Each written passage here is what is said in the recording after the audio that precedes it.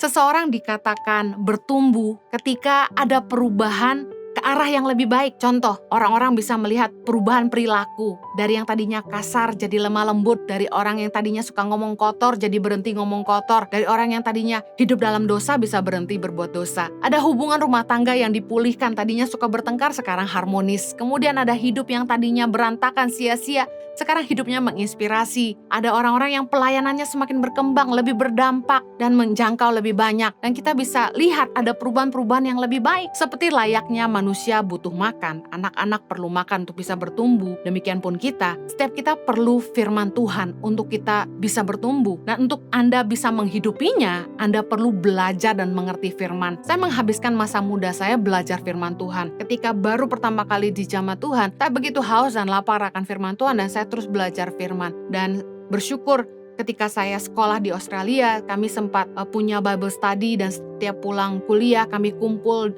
dalam kelas-kelas Bible study, dan saya sering ikut itu. Dan kemudian juga bersyukur sekali dimentor oleh orang-orang yang berbeda secara rohani. Kita butuh didampingi oleh mentor-mentor rohani, bahasanya pemuritan, supaya kita bisa belajar firman Tuhan. Karena tanpa mentor mungkin kita belum bisa mengerti karena kita masih bayi rohani.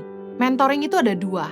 Yang pertama direct mentoring atau mentoring secara langsung, seperti life coaching dalam kelompok kecil, dalam cell group. Impact Community Indonesia punya cell group yang kami beri nama Impact Family, dan di situ para mentor-mentor bisa menyentuh secara personal kepada anggota Impact Family-nya, sehingga ketika ada masalah mereka bisa dikonseling secara pribadi, dan mentor-mentor ini mengenal setiap anggotanya. Dan ini merupakan mentoring yang sangat efektif. Oleh karena itulah saya sarankan Anda harus bergabung dengan kelompok-kelompok sel. Mentoring juga bisa secara tidak langsung atau indirect mentoring. Contohnya, dengan mengikuti Bible study class, kelas-kelas belajar Alkitab. Ini mentoring secara tidak langsung, tapi Anda harus ikut secara rutin dan Anda harus ikut terus. Karena mentoring itu harus terus-menerus, harus konsisten. Dan belajarnya berbeda lagi dan Anda akan terus belajar hal yang baru. Nah, juga ada mentoring yang melalui mendengarkan khotbah-khotbah hamba-hamba Tuhan secara berulang-ulang. Contoh, ketika Anda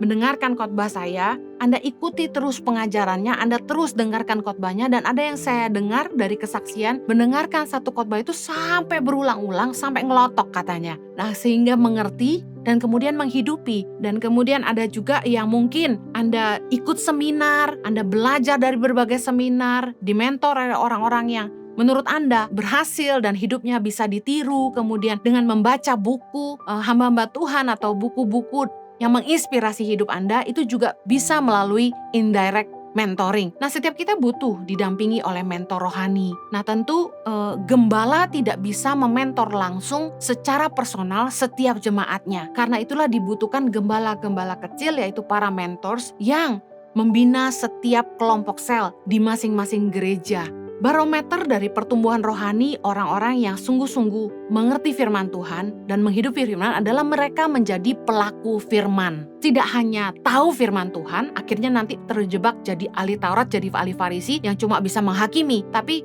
orang-orang yang dewasa rohani bukanlah yang tahu banyak, tapi yang menghidupi banyak firman Tuhan. Menjadi pelaku firman Tuhan. Bukan soal berapa banyak yang Anda tahu, tapi serba banyak yang Anda lakukan dalam hidup Anda. Matius 13 ayat 23 bilang gini, yang ditaburkan di tanah yang baik ialah orang yang mendengar firman itu dan mengerti, dan karena itu ia berbuah. Supaya Anda bisa bertumbuh, Anda tidak cuma baca firman, Anda harus mengerti firman Tuhan, supaya Anda bisa menghidupi. Dan ketika Anda menghidupi firman, itulah buah-buah yang lahir dari hidup Anda. Dalam praktek hidup sehari-hari, kita harus menjadikan firman Tuhan itu landasan atau pedoman hidup kita, keyakinan dalam pikiran kita, dan dasar pertimbangan dalam hati kita, sehingga kita berbuat hati-hati sesuai dengan firman Tuhan. Kita selalu berpegang kepada firman Tuhan, bukan hanya mengandalkan perasaan.